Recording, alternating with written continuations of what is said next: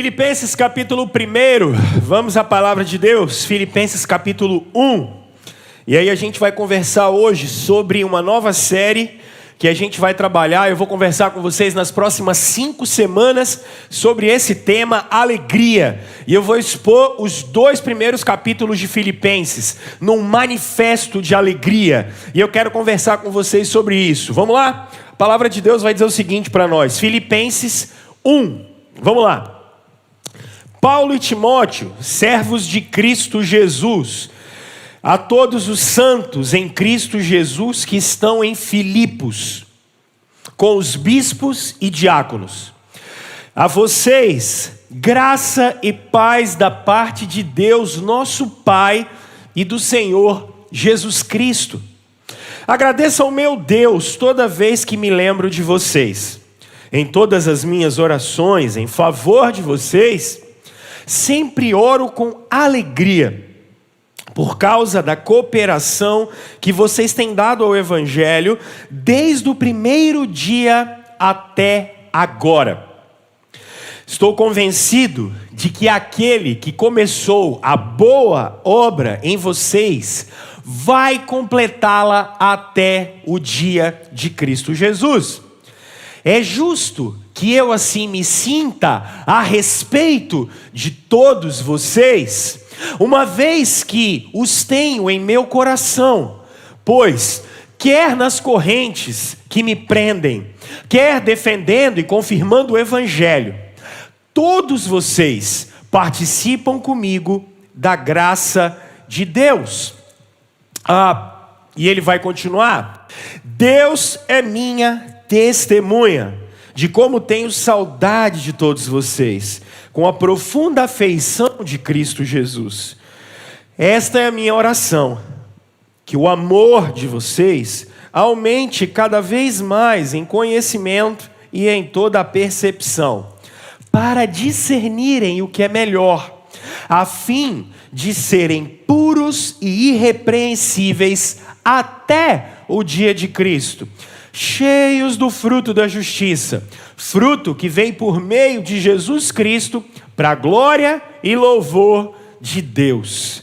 Vamos orar. Deus santo, bendito, pedimos ao Senhor, que o Senhor ilumine o nosso coração, a nossa mente, que o Senhor coloque em nós, Deus, da palavra do Senhor, por intermédio do Teu Espírito, e que em nome de Jesus, nós tenhamos discernimento, e tenhamos, Deus, da alegria que vem do Senhor, em nome de Jesus, amém. Irmãos, manifesto da alegria, a palavra manifesto ficou muito famosa nos séculos 18, 19 e 20, com documentos que eram feitos, em que posições eram feitas. Então, por exemplo, vocês têm um famoso manifesto comunista, ou manifesto pela liberdade, manifesto pelos direitos humanos. E o que é isso?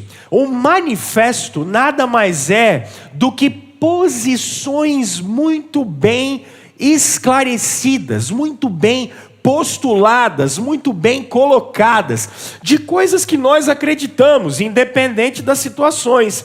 Isso é um manifesto. E vocês estão diante do maior manifesto de alegria que já foi produzido, a carta aos Filipenses. Porque se vocês observarem, olha a condição que o apóstolo Paulo está quando escreve essa carta. Ele deixa isso muito claro no verso 7, quando ele fala assim: quer nas correntes que me prendem. Paulo está preso, mas ele está preso e em 4 capítulos, e o dever de casa para vocês da semana é ler a carta aos Filipenses várias vezes, para o Espírito Santo ir falando no seu coração sobre alegria. Ele está preso e mesmo preso ele consegue manifestar alegria, e isso é sensacional. Porque vamos trazer um escritor contemporâneo para a nossa conversa. Tem um escritor brasileiro, o Mário Sérgio Cortella, e ele faz uma coisa muito interessante. O Cortella faz a diferenciação num dos seus livros entre duas coisas aqui. Cortella, de maneira didática, ele faz a diferenciação entre felicidade e alegria. Isso aqui é só didático, só para você poder entender. Bom, o Cortella vai dizer o seguinte: felicidade não tem a borboleta que você sente na barriga quando você conhece alguém muito legal? Não tem aquela emoção que bate no peito e é efusiva quando você faz um negócio que você se sente muito feliz? Pois é, isso ele está chamando de felicidade. Felicidade é o que a nossa cultura vai te prometer. Mas o que ela está te prometendo? Ela está te prometendo emoção. Você vai no Beto Carreiro, desce numa montanha russa, e aí lá você sente aquela explosão no peito, pum, essa emoção. E a gente chama isso de felicidade. É o que a nossa cultura tem. Qual que todo trabalhador brasileiro quer? Segunda a sexta ele trabalha. Sexta-feira ele sai, toma uma e é farra, pinga e foguete. Porque o que ele está atrás? Ele está atrás dessa emoção. É aquela emoção que o cara, quando está com problema no casamento, ele acha que vai sentir quando ele começa a enfiar a cabeça dele em cima de pornografia. Ele está com problema em casa, problema com a mulher, aí o que ele faz? Ele querendo sentir uma coisa legal, então ele enche o coração e a mente dele de pornografia, porque ele acha que se ele começa a sentir alguma coisa legal, ele acha que ele está sendo feliz. É quando a mulher, casada, com problema no casamento, ouviu uma cantada de um cara que é só um pouquinho mais bonito que seu marido, aí ela começa a dar uma ideia para esse negócio, mas por quê? Porque na verdade, o que ela está afim é de sensação. A nossa cultura, quando fala que está vendendo felicidade e dando felicidade, a nossa cultura está mandando você sentir emoções. E aí, para você sentir emoção, é só você ir no kamikaze no parque. Porque perceba, o que o Cortella está dizendo para a gente é o seguinte: emoção é uma coisa que faz parte da nossa vida. Isso é importante, gente. Só que qual é a grande questão? Você foi lá, recebeu o salário, está triste, comprou um iPhone 18.990. Você deixou 2,5 rins para comprar o iPhone, e aí, no primeiro mês que você está com ele é maravilhoso. Só que no segundo mês ele é igual o seu Samsung Diz Galaxy A9300 e 494. Ele é a mesma coisa, não muda nada. Porque você olha para ele, olha para o outro, os dois quebram a tela. É o cara que vai, ele tem um carro, e o carro dele é 4 portas, ar-condicionado. Só que o carro do cara é 2008. Aí ele começa a olhar, o carro dele não bate biela, não sai... não queima fumaça, está funcionando, está em dia. Mas aí ele começa a olhar o carro dele, ele fala: rapaz, eu mereci um 2024. Eu tinha que ter um 2000. Aí ele compra um 2024. Em 2022, ele consegue fabricar um 2024 para ele, só dele. Aí ele passa 3 meses alisando aquele negócio, daí ele olha e fala assim: rapaz, eu tinha que ter um 2026, né? Eu fico, mas por que isso? Porque na verdade, o que a gente chama de felicidade no nosso tempo é sentir sensação, é sentir borboleta na barriga, é sentir o peito explodindo. Mas aí o Cortella vai dizer uma coisa bacana pra gente. Cortella vai dizer o seguinte, a alegria é diferente. Porque a alegria é a realidade menos as suas expectativas. Eu achei isso sensacional. Porque a gente tem muita expectativa das coisas e a gente praticamente não está alegre com nada que está em volta da gente. A gente não consegue ver a nossa vida em volta. Então, o que o cara, na verdade, ele quer? Ele sempre está olhando o que ele não tem. E é isso que vai deixar ele alegre e vai deixar ele feliz. Então, alegria, na verdade, é você conseguir viver a vida independente de todas as circunstâncias, mas sem que as expectativas consumam a sua energia vital. Sem que a esperança, sem que a alegria do dia a dia, sem que ela vá embora. E nós não podemos nos esquecer disso. Porque vocês estão diante de um texto... acho que tá, mas também eu posso estar meio surdo. Tá bom, beleza. Vocês estão diante de um texto em que o apóstolo Paulo está preso. 2022. Crente. Igreja. Brasileiro. Honestamente, quando acontece alguma coisa de ruim com você, qual é a primeira coisa que você pensa? Ainda bem que o Paulo não é evangélico, gente. E ainda bem que o Paulo não era evangélico brasileiro ainda. Porque quando começa a acontecer alguma coisa com o crente, o que os caras falam? Duas coisas. Primeiro, é pecado. Está em pecado, não pode. Se está acontecendo alguma coisa ruim, está em pecado. Ou é demônio. Das duas, uma. Ou está em pecado, ou é demônio. Agora olha Paulo em Atos capítulo 16, quando ele chega em Filipos. Ele vai para a segunda viagem missionária, ele e Silas, chegam até Filipos, e lá, primeira coisa, não tem sinagoga, é uma cultura grega, eles não conhecem a Bíblia, eles não sabem quem é Adão, Eva, Abraão, Isaac, Jacó, eles estão na Macedônia, eles não têm ideia de quem essa galera é. Aí o Paulo chega... E eles, como não tem sinagoga, eles vão procurar um lugar para orar, eles vão orar no rio. Aí quando eles estão perto do rio, eles vão começar a pregar, orar, pregam, e tem uma mulher que converte.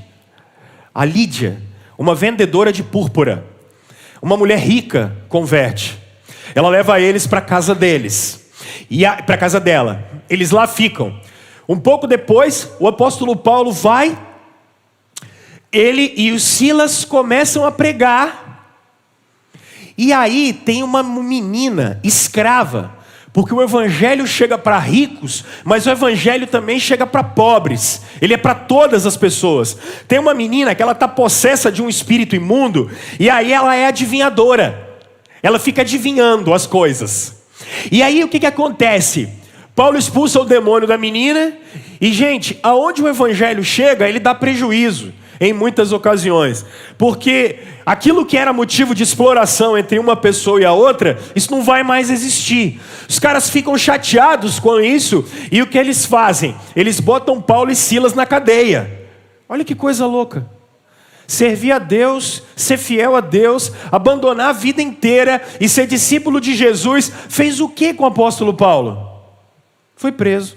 Aí o que você fala? Se ele fosse crente, o pastor da igreja dele ia chegar e falar assim: irmão, você está em pecado, aconteceu alguma coisa dessa, o irmão, ou está com demônio, tem que tirar. Não. A gente precisa de uma vez por todas entender que o evangelho coach e o evangelho da pós-modernidade, da prosperidade, ele não funciona, gente. Não é assim que a vida é. A vida é feita de coisas boas e coisas ruins. Então ele vai estar preso. Meia-noite, Paulo, Silas e Gabriela Rocha estão cantando o quê? Oh, quão lindo esse nome é. Oh, quão lindo esse nome é. De madrugada os caras estão cantando. Worship. Repete tanto o refrão, que o que acontece com as cadeias? Caem, de tanto que repetiram. Cantaram, bicho, acho que a cadeia não aguentava mais, cai tudo. Aí olha que interessante. O carcereiro fica doido. Porque segundo a lei romana, o carcereiro era responsável por eles. Ou seja, se eles fugissem, o carcereiro pagava com a vida. Qualquer um. Quando o carcereiro vai se matar, porque é melhor ele se matar do que ser morto por Roma, Paulo diz assim: ei, não faz nenhum mal para você não. Está todo mundo aqui. Porque crente, mesmo quando tem oportunidade, não faz nada errado, gente. Isso é importante. Porque caráter é o que você faz quando as pessoas não estão te vendo. Eles poderiam ter fugido, mas não fogem. Eles esperam. Eles não devem nada. Estão presos de maneira injusta. Por que vão fugir? O carcereiro leva eles para a casa dele. Lá ele vai cuidar deles e faz a pergunta: cara, o que eu vou fazer para ter vida eterna? Paulo diz: se arrepende, seja batizado, você, sua casa. E a igreja de Filipos nasce assim, com pessoas de todos os jeitos sendo formada. Só que agora, gente, vamos ser bem honestos, quando você tem notícias de coisas ruins que estão acontecendo com pessoas próximas a você, como é que você fica? Triste. A igreja de Filipos sabe que o pastor dele está preso. Está preso por perseguição, a perseguição de Atos capítulo 28. E eles podem ficar presos a qualquer momento, porque a perseguição também está perto deles. E aqui vem um detalhe que é muito interessante, gente. A gente só fala na guerra na Ucrânia, parou até o Covid, que não tem mais. E isso é interessante porque, estava vendo que lá na guerra da Ucrânia, os caras mataram em 20 dias, morreram umas 600 pessoas. 600 pessoas a gente tem de homicídio no Brasil a cada 3 dias. Às vezes a gente está preocupado com coisas que acontecem do outro lado do mundo e não vê a realidade que está em volta da gente. O brasileiro é muito acostumado com violência. A gente é muito acostumado com matar um ali. Rapaz, mataram ali, hein? Hoje mesmo, o Odaí, coitado, não está aqui porque ele foi lá no interior, mataram a prima dele. Ela bateu no carro de um cara, pagaram o prejuízo, mas não resolveu nada. O cara foi lá na frente da casa dela, deu um monte de facada na mulher e morreu. Nova. É simples assim, porque a banalidade da vida, brasileiro banalizou a violência.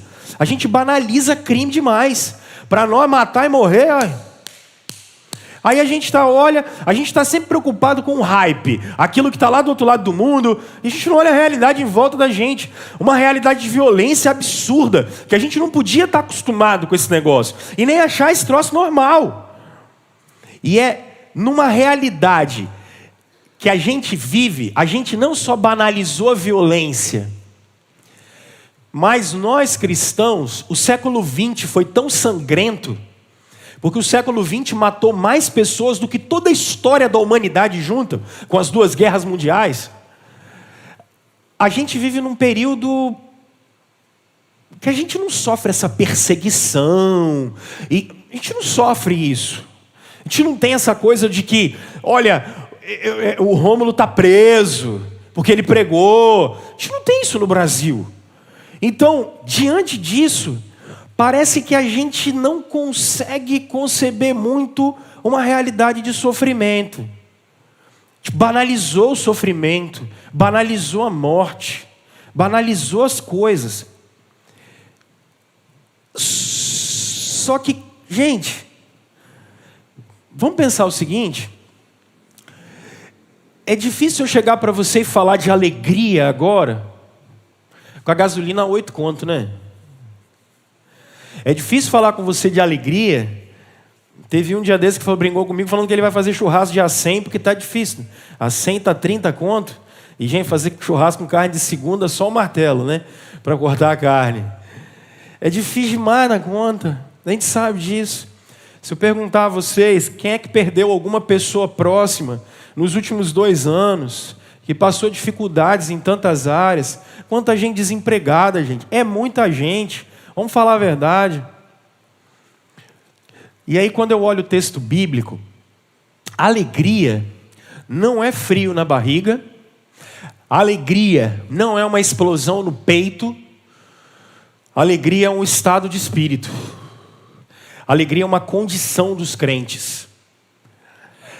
Aí é uma crítica para você que acorda todo dia de manhã e come 2 quilos de sal. Porque tem gente que tem a cara feia, mas não é porque precisa de plástica, não. Tem gente que gosta de ser ruim por excelência. Tem gente que gosta de ter a cara feia e chupar limão todo dia de manhã, mas não é porque faz bem, é porque o cara gosta de ser ruim. É incrível. Parece que ser ruim mostra autoridade. Não, ser ruim mostra que você é chato, é diferente.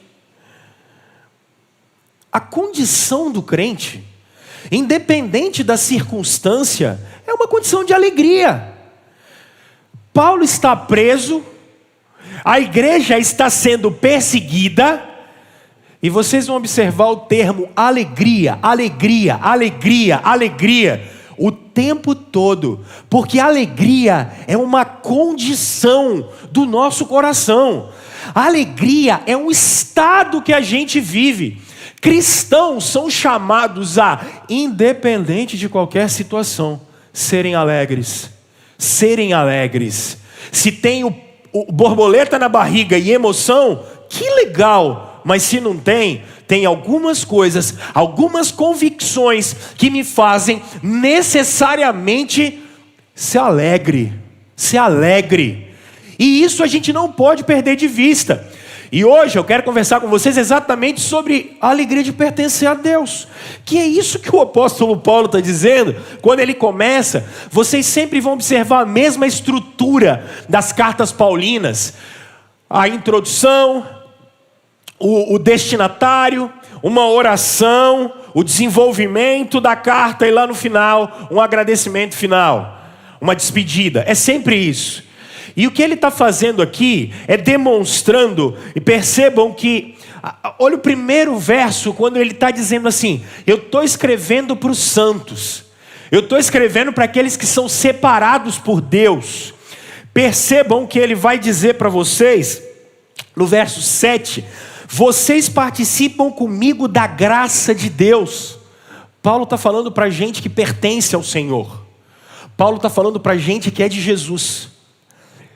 E aqui, ele vai elencar 3 frutos, para que a gente compreenda que pertencendo a Deus, a gente tem uma vida de alegria.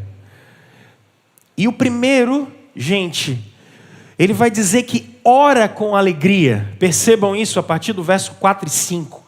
Paulo diz que ora com alegria.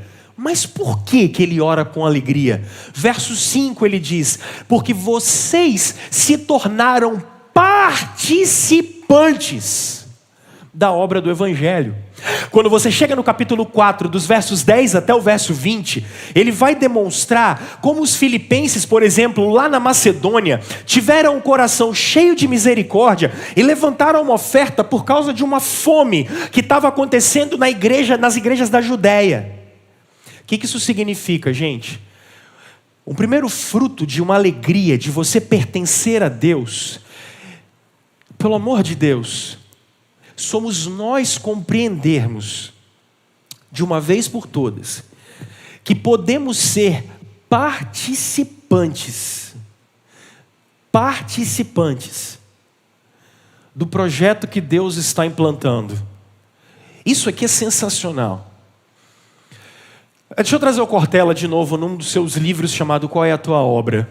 É muito bonzinho, é uma obra muito gostosa de se ler. Eu acho que você não pode morrer sem ler essa obra. Ô, gente, vocês vão viver 75 anos. 75 anos é a média de vida de um brasileiro. Alguns fazem hora extra, vivem um pouco mais, menos. Mas é a média. É a nossa média. E a gente come demais, né?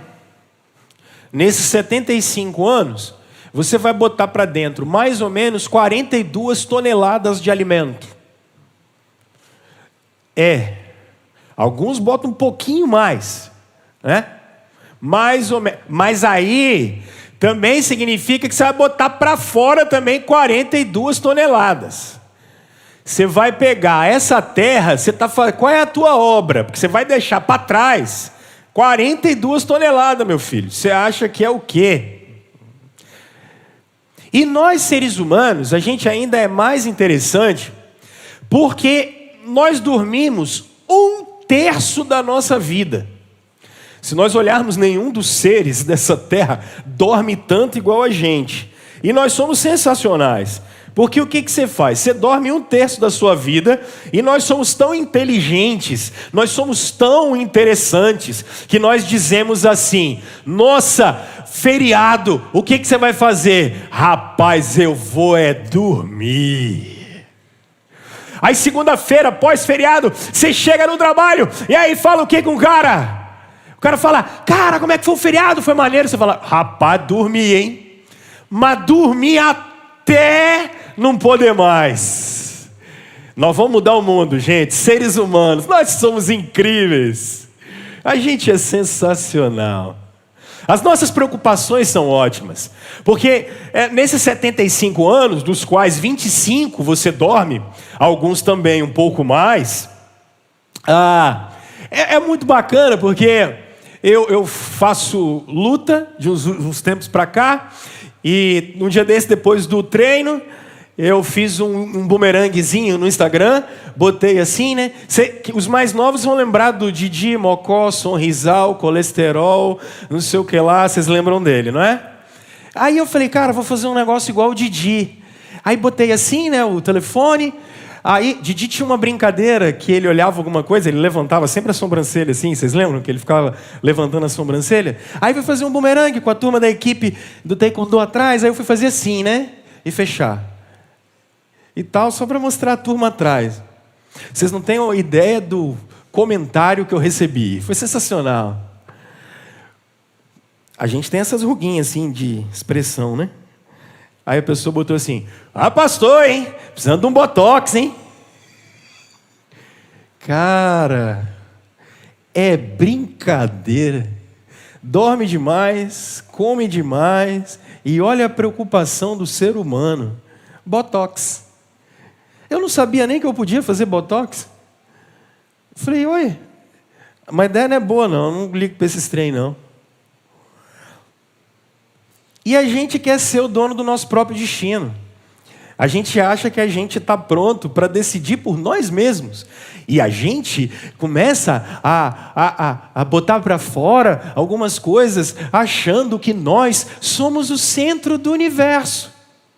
E deixa eu dizer para vocês uma coisa. Gente, não tem nada mais tolo do que isso. Não tem nada mais tolo do que isso. Por quê? Porque as nossas conquistas, sejam todas elas quais forem, elas são pequenas. Elas são completamente pequenas. O máximo que a gente consegue é um pouco de adrenalina e um pouco de euforia dentro de nós. Agora, olha então, o que o Evangelho está convidando vocês a fazerem parte. Sabe por quê? Porque se o único plano que você tem na vida é ganhar dinheiro, se o único plano que você tem na vida é trabalhar para poder sentir alguma coisinha boa que vai embora rápido, nós somos os mais miseráveis de todos os homens. Agora, olha o que o Evangelho está chamando você e eu para fazer parte. Ele está chamando a gente para fazer parte da obra que Deus está construindo na história da humanidade, das quais vocês são peças fundamentais. Deus está chamando a gente para ser cooperador do Evangelho. E o que significa isso? Significa a abrangência que tem a perspectiva da vida da gente. Muitos de vocês não conseguem, então, alguns de vocês estão aqui agora à noite sofrendo com a síndrome do domingo à tarde. E que síndrome é essa? 509 amanhã cedo. Amanhã de manhã tem que abrir o negócio. Amanhã de manhã tem que bater cartão. Amanhã de manhã tem que chegar. Tem gente que daqui a pouco vai chegar em casa e está desesperado, porque amanhã de manhã ele tem que trabalhar. Mas sabe por que isso? Porque essa dose de adrenalina, essa dose de bem-estar que a cultura te vende como sendo felicidade e alegria, isso é pouco demais. E o que Jesus está chamando você para fazer é você se sentir parte de um grande plano que Ele mesmo está fazendo, que teve como centro, quando Deus entrou na história através de Jesus, para reconciliar a gente com Ele. Aí agora, a mudança na sua vida começa. Então presta atenção. Quando eu estou falando de você ser cooperador do Evangelho, eu não estou falando que você vai ser semana passada, domingo passado a gente recebeu o pastor Marcos aqui, e ele é missionário na França. Nós apoiamos lá o projeto em Montpellier lá, já há 6, 7 anos. Ontem um pastor entrou em contato comigo, querendo ver se eu tinha profissionais para poder levantar, porque ele está querendo ficar 20 dias em Angola, em janeiro, fazendo serviço humanitário e pregando o evangelho. Nossa, isso é sensacional. Olha, que coisa bonita, que coisa legal. Aí a gente vamos para a África fazer missões, olha que coisa boa. Interessante. Agora, ser cooperador do evangelho vai além disso. Sabe por quê? Porque a primeira coisa que aconteceu foi eu ser restaurado. Quando eu virei discípulo de Jesus, eu fui resgatado. Então eu não tenho vontade só de ir à igreja. A minha vontade é porque eu estou entendendo que existe uma dimensão comunitária da adoração. Isso aqui é insubstituível. Então eu estou com o povo de Deus semanalmente, porque Deus opera a bênção dele na comunidade, com os santos. Então eu faço parte de uma comunidade. Então por que eu sinto um desejo de orar? Por que eu sinto um desejo? Preste atenção. Olha, porque você sabe o tempo todo quando você faz besteira. Você sabe quando você é vacilão. Você sabe quando você peca. Porque a lei de Deus está gravada no seu coração. Então ela está tão gravada no seu coração, ela não está em 2 tábuas que foram dadas para Moisés, mas Cristo, através do Espírito, botou ela aqui dentro, que você sabe quando você peca, você sabe quando erra, você sabe quando está indo contra o coração de Deus. Isso significa que a obra começou na gente. Agora essa obra, ela sempre vai me levar de encontro ao outro. Então, quando eu chegar na minha casa hoje, e eu olho para minha esposa, como é que eu estou cooperando com o evangelho? Eu estou cooperando com o evangelho porque às vezes vai dar vontade de você pegar e chutar o pau da barraca e lançar esse negócio todo embora. Mas eu sei que eu tenho um compromisso de apresentar ela diante de Deus. Meu casamento é um campo missionário. A minha casa é um campo missionário. E eu tenho uma dificuldade, mas meu marido, cara, que cara difícil, que cara complicado, meu Deus do céu, não dá para falar com ele direito, esse cara é difícil. E aí dá vontade de fazer o seguinte: vamos abandonar esse negócio, vamos abandonar o barco. Mas espera aí, eu sou um discípulo de Jesus. Eu fui chamado para poder transformar a vida dele. Eu fui chamado para que a vida dele pudesse ser diferente e pudesse ser uma oferta agradável a Deus. Eu olho os meus filhos, meu Deus, esses meninos já estão com 30, 35, 40 anos. Ai, vai dar trabalho assim longe. Oh, meu Deus do céu, é melhor entregar esses meninos para o mundo. Eu falo, opa, peraí. Eu estou falando de discípulos de Jesus. É gente que eu tenho que cuidar. A dimensão de cooperar com o evangelho significa que aonde a gente vai chegando, a vida de Jesus vai chegando com a gente. Não é simplesmente um exercício religioso que a gente faz aqui. Nós que somos cristãos, somos chamados e convocados a sermos cooperadores de Jesus aonde nós estivermos. Essa que é a grande questão. E para quem não conhece Jesus, às vezes a gente fica com essa coisa, né? Lá os ímpios e nós cá. Meu Deus do céu, não tem nada mais medieval do que esse negócio. Ficar fazendo diferenciação. A igreja foi chamada para que a gente se relacione com as pessoas como elas são. Eu abraço as pessoas como elas são. Eu vejo as pessoas falando bem assim: nossa, a gente tem que se afastar do mundo. Eu diria, pelo amor de Deus, vocês têm que se misturar no mundo. As pessoas precisam conhecer Jesus. As pessoas precisam conhecer Jesus a partir de vocês. A gente não pode ficar num gueto religioso. Eu tenho ensinado às minhas filhas uma coisa que eu acho que isso é sensacional. Eu aprendi isso. Às vezes o pessoal fica falando bem assim: nossa, as pessoas na educação, a educação é tão complicada, né?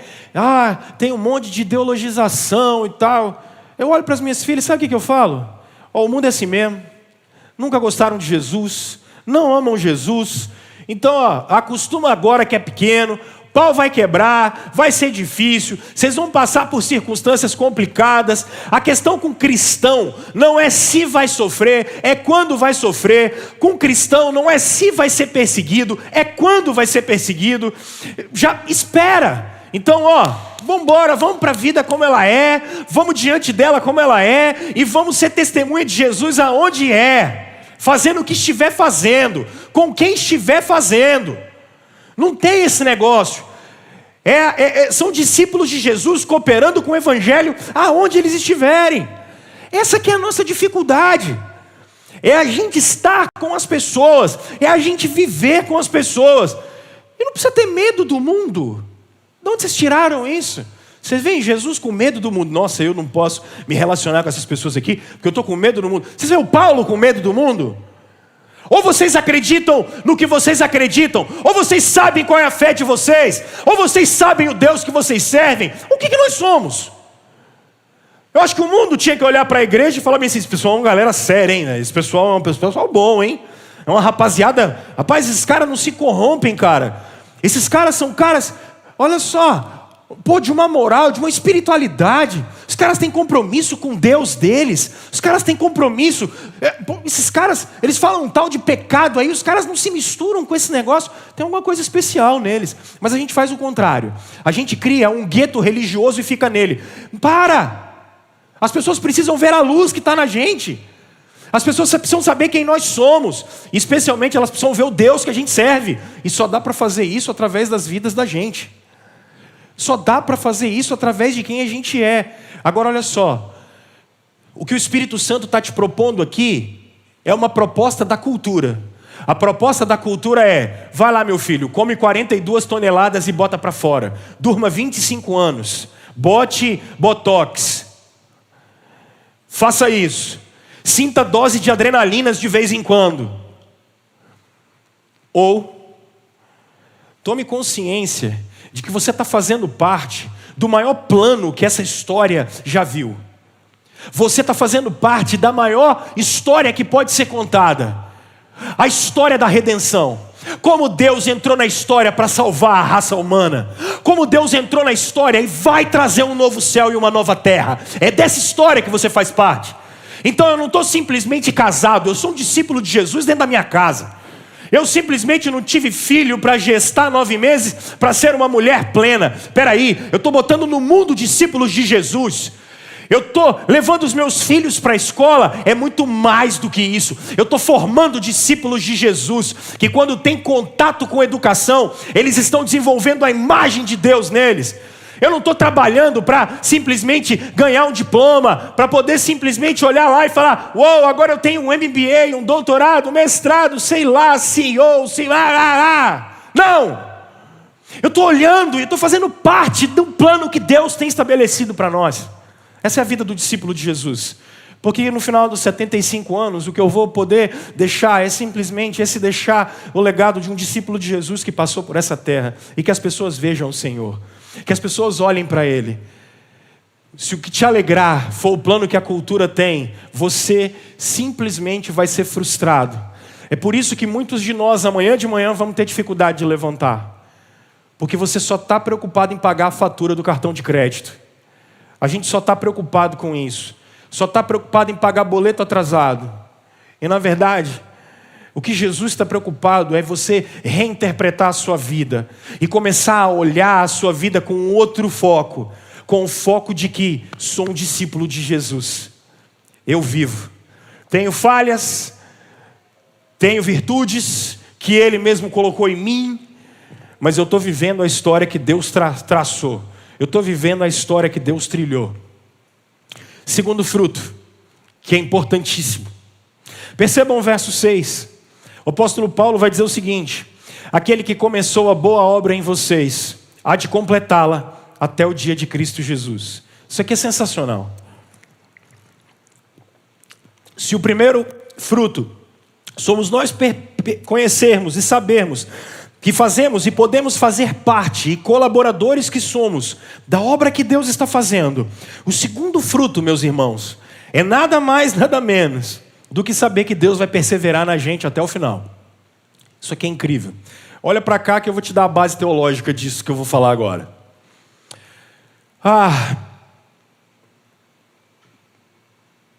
Como diria aquele cara da Praça é Nossa, vai que eu vou nos mínimos detalhes. Ok? Deus vai perseverar em você. Aquele que começou a boa obra em nós, há de completá-la até o dia de Cristo Jesus. O que significa isso? Nossos pais são criados. O que a teologia e a filosofia convencionaram como sendo livre-arbítrio? Isso desde os gregos antigos. Sou eu conseguir mudar a minha natureza. Sou eu conseguir tomar decisões a ponto de mudar a minha condição, a minha natureza. Adão tem essa capacidade. Por quê, pastor Rômulo? Adão nasce num estado de inocência. Ele não conhece o que é mal.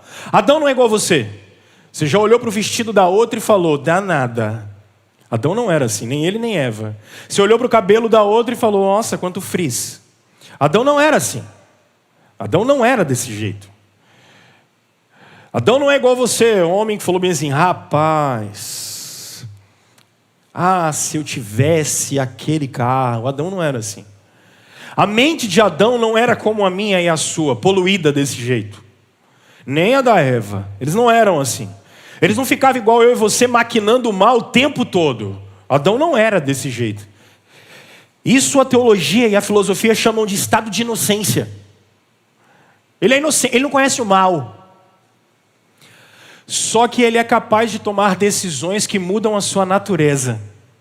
Adão consegue sair do lugar da sua inocência. E quando ele resolve e toma essa atitude, é isso que a teologia vai chamar de livre-arbítrio, ele vai mudar a natureza dele. Aí ele vai ficar igual a gente, assim, ó. Agora percebe, qual de vocês consegue deixar de ser assim? Nenhum. Vocês simplesmente não conseguem. E é tão infernal que às vezes a gente fala assim, meu Deus, eu não quero pensar o que eu estou pensando. Meu Deus, eu não quero sentir o que eu estou sentindo. Jesus, eu não quero achar o que eu estou achando. Você não consegue. É mais forte do que você. Não é síndrome de pensamento acelerado, nada. Isso vem lá do seu coração. Essa inveja demoníaca, esse negócio, isso vem lá de dentro. Esse criticismo que fica criticando todo mundo o tempo todo. Nada tá bom, fica achando que é melhor do que os outros. Isso aí é a sua condição decaída. É isso que a gente conseguiu. Não dá para voltar. Não dá para mudar. Agora, por que vocês escolheram a roupa que vocês estão aí? Se você quiser chamar isso de livre-arbítrio, isso aí é problema seu. A teologia vai chamar isso de livre agência. É sua liberdade de ação. O que é isso? Eu tirei um cochilo à tarde, quando eu acordei, eu duvido que vocês saibam o que eu fiz. Café. Tomei um copo. Hoje de manhã eu não tomei, deixei para tomar aqui. Mas se eu não tivesse tomado, isso era problema meu. E eu resolvi não assistir o jogo do Vasco. Eu resolvi não sofrer. Cheguei aqui e descobri que tinha feito 3. Tá vendo? Aê, grande gesto. É isso aí mesmo. Percebe? Não, escolhas. Casei com a Aline. Eu queria. Podia não querer. Resolvemos ter filho. Temos 2. Pode ter mais, pode ter menos. São liberdades, são escolhas que você faz. Às vezes as pessoas falam assim, qual faculdade que eu vou fazer? Eu acho que Deus olha para você e fala assim, não sei, menino. Também queria saber. Olha. Porque a gente acredita num Deus Harry Potter, né? Tem uma varinha mágica. Vocês têm liberdade de ação, vocês são seres morais. Perceba que é até o dia de Cristo Jesus. Eu vou falar isso com vocês do verso 9, 10 e 11. A gente às vezes tem um Deus muito grego. Ele parece mais Zeus do que o Deus revelado na Bíblia. E não quer dizer que ele não saiba nem controle as coisas. Mas isso eu falo isso com vocês outro dia.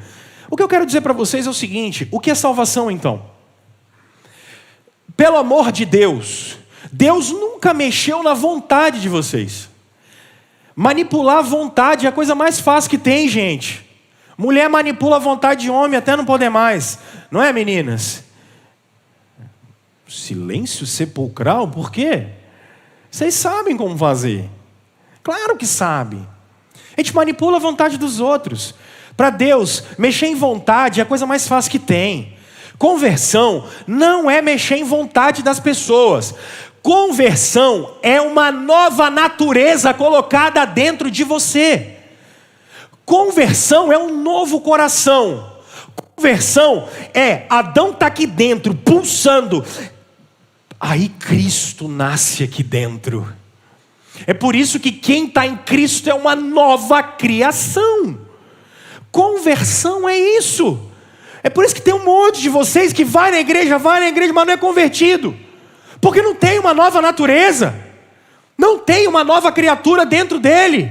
Não tem Cristo dentro dele. Pode ter moral, pode ter ética, pode ter espírito religioso, mas não teve uma experiência de novo nascimento.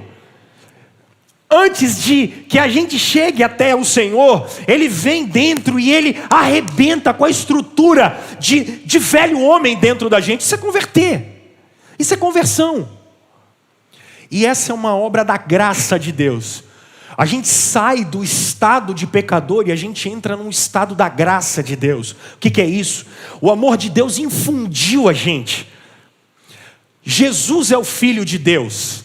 Então, tudo que Jesus é, esse negócio infundiu dentro da gente. Irrompeu. A Confissão de Fé de Westminster diz que os atributos de Deus irrompe dentro do crente.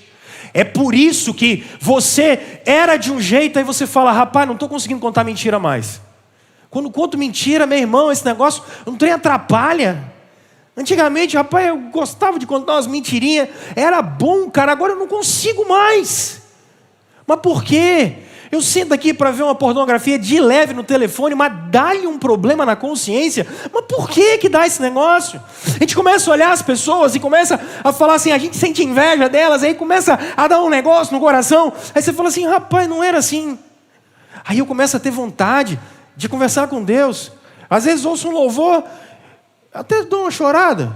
Mas como é que pode esse negócio? Falo da vinda de Jesus.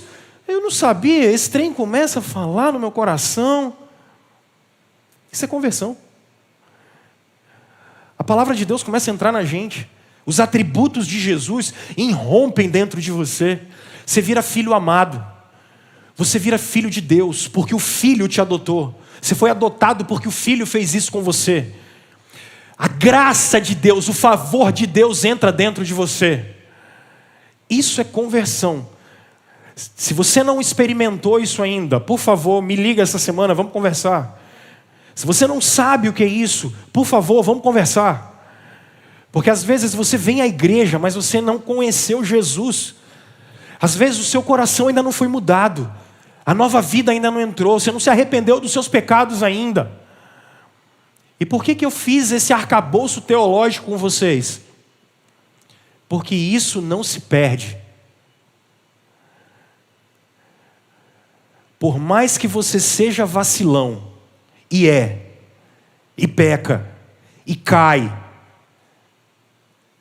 o Senhor te ama tanto, que Ele vai perseverar em você. Você não vai conseguir sair das mãos do Senhor. O Senhor te abraçou de tal jeito, e de tal forma, que ainda que você de vez em quando dá uma rateada, alguns vão lá na lama, cara. Mas o Senhor traz de volta. E sabe quando é que esse processo vai terminar? No dia de Cristo Jesus. Isso aqui é sensacional, gente. Porque se dependesse de mim e de você, a gente já tinha abandonado o Senhor há muito tempo. Se dependesse da gente, a gente já tinha deixado Ele. Como a gente faz de vez em quando. Mas depende de se jogar nos braços de Jesus. Depende de se lançar nos braços de Jesus e ser amado por Ele, independente das circunstâncias. É isso que tem que ser e gerar alegria na gente. Na minha experiência pastoral, eu tenho encontrado pessoas que morrem de medo de Deus. Eu tenho encontrado pessoas que são obedientes ao Senhor porque morrem de medo do inferno. Não entenderam nada da salvação. Às vezes chegam em lugares em que as pessoas estão falando coisas absurdas, vigia crente e não sei o quê. Eu concordo, cristãos precisam realmente vigiar. Mas eu encontro pessoas que ao invés de obedecerem a Deus por amor, obedecem a Deus por medo. Obedecem a Deus por medo do inferno, por medo do castigo que Deus pode dar. Isso é demoníaco, gente. Isso é demoníaco, isso é idolatria. Isso tem nada a ver com Jesus. Vocês foram adotados. Deus não vai pegar os seus filhos e vai jogar de volta lá no orfanato. Ele já tirou vocês de lá. Aproveitem a presença de Deus. E aqui, é por isso que não dá para falar assim, olha, nós seremos universalistas e todos serão salvos. Eu não posso falar isso. Eu queria, mas não posso. O que eu posso dizer é que você que teve uma experiência de salvação, de conversão, Deus vai perseverar em você até o final. Deus não vai abrir mão de você até o final. Qual a aplicação que eu posso fazer aqui? Para de ter medo de Jesus. Para de ter medo do Senhor. Para de viver uma vida hipócrita. Para de viver. Vem para viver na luz. Mas vem viver na luz com alegria. Vem viver na luz. Como um discípulo de Jesus de verdade. Na plenitude do que Jesus conquistou por nós na cruz. É isso que tem que gerar alegria na gente. Deus te amou tanto que Ele não abre mão de vocês. Ele não abre mão de nenhum dos seus filhos. E no último dia nós encontraremos com Ele.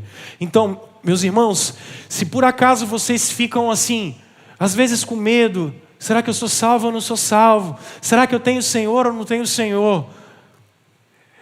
O seu estado de espírito, Ele não disse Deus te ama mais ou menos. Deus te amou em Cristo. E esse amor é intenso.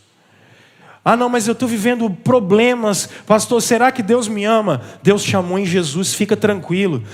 Pastor, mas olha, o senhor não sabe. Na última semana, eu errei, pastor. Que bom, meu irmão. Se arrependa, o Senhor te amou em Cristo. Dá para recomeçar. É o Evangelho de Jesus. Até a volta dele é assim. Deus não vai te perder. Deus não vai abrir mão de você. Deus não abre mão dos seus filhos. Vocês foram adotados. E ponto final. Aquele que começou esse processo, é Ele que vai terminar. Deus vai levar a gente para a glória eterna com Cristo Jesus. Essa é uma certeza que tem que estar no seu coração. Tem que estar no seu coração. Vivi luto em casa. Peraí, eu vou para a glória com Jesus. Manhã cedo, a empresa quebrou. Eu estou na glória com Jesus. Deus vai perseverar. Ele está nesse negócio. Bora. Mas estou com um problema em casa. Deus continua perseverando na gente. Ele está aqui. Vamos. Não desistam disso. Não percam isso de vista. Terceiro e último fruto. Versos 9, 10 e 11. Percebam que o apóstolo de Jesus vai dizer o seguinte. Que ele ora. A mesma oração que ele fez com alegria no verso 4 e 5. Oração no verso 9 é para que eles tenham discernimento. A oração no verso 9 é para que eles consigam perceber o que no verso 10? O amor de Deus por eles. E a partir daí, verso 10 e 11, ele vai falar assim, para que quando vocês consigam discernir o amor de Deus, vocês comecem a produzir frutos de justiça. Isso aqui é muito bom. Isso aqui é muito bom. Eu não devo ser o único que olho para mim e falo assim, não é possível. O quê? Gente, a gente tem algumas falhas que são terríveis, mas isso é ruim demais.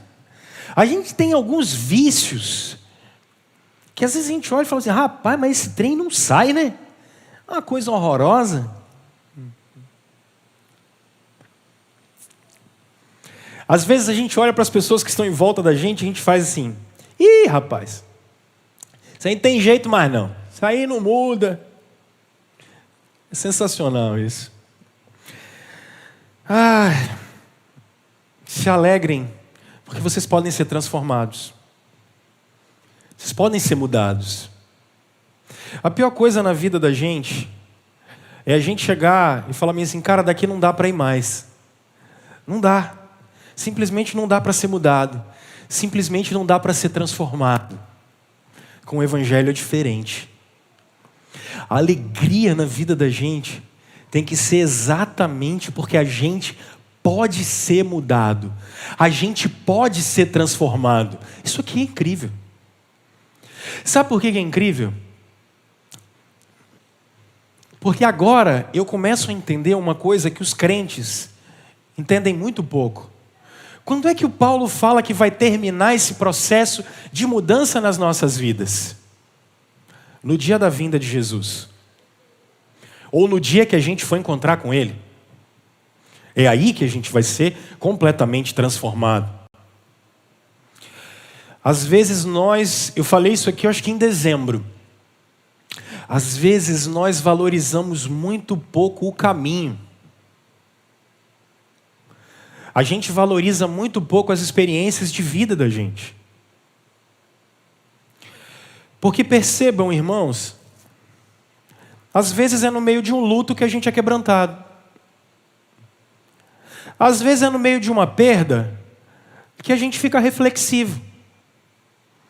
Às vezes é no período de uma grande derrota que a gente tem, uma grande decepção que a gente tem, que a gente começa a perceber assim, rapaz, não é? E não é? Eu não falei desse exemplo de manhã, mas eu acho que ele pode ajudar vocês agora. Vocês se lembram do exemplo do Pedro? O apóstolo Pedro. Um pouquinho antes de Jesus ser preso, Pedro, do alto da sua arrogância, diz assim: todo mundo pode te abandonar, eu jamais. O Evangelho de João é tão lindo que ele diz que quando Jesus toma logo-lhe uma bofetada na cara e o Pedro nega Jesus, o olho de Jesus dá aquela fitada com o olho de Pedro. Porque às vezes a gente fica decepcionado com a gente mesmo. E é no meio dessas circunstâncias que a gente percebe que não é essa Coca-Cola toda. A gente percebe, na verdade, que a gente é insuficiente. E isso é bom. Olhem o caminho.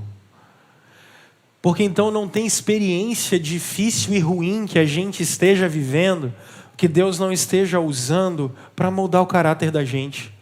Paulo está preso, mas a igreja pode ter alegria. E a igreja tem que ter alegria.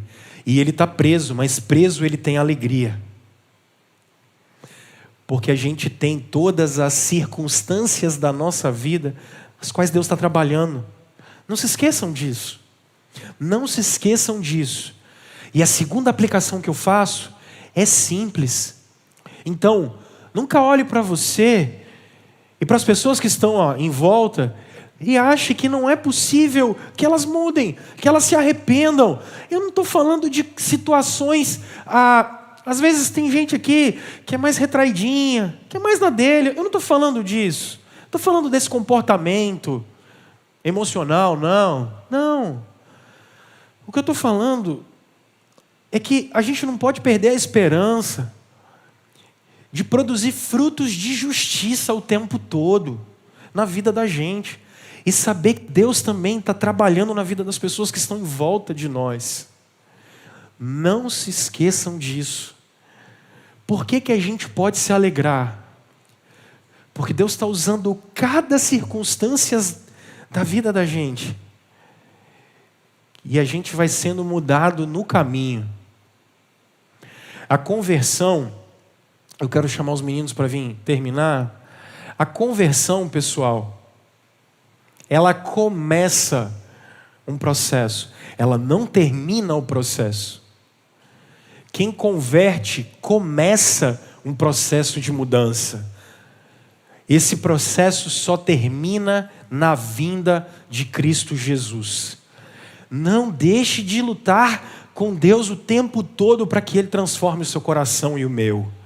Não deixe de lutar com Deus o tempo todo para que Ele transforme o ambiente no qual a gente está. Nós pertencemos ao Senhor. Nós pertencemos a Jesus. Então é em nome desse Jesus que a razão da alegria da gente, pessoal, não esteja nas circunstâncias, mas no fato de pertencermos ao Senhor. Porque a gente pode mudar, porque Ele vai perseverar na gente. E a gente não só pode, como a gente faz parte da história que Deus está construindo. Isso é muito maior do que qualquer emoção, do que qualquer montanha-russa.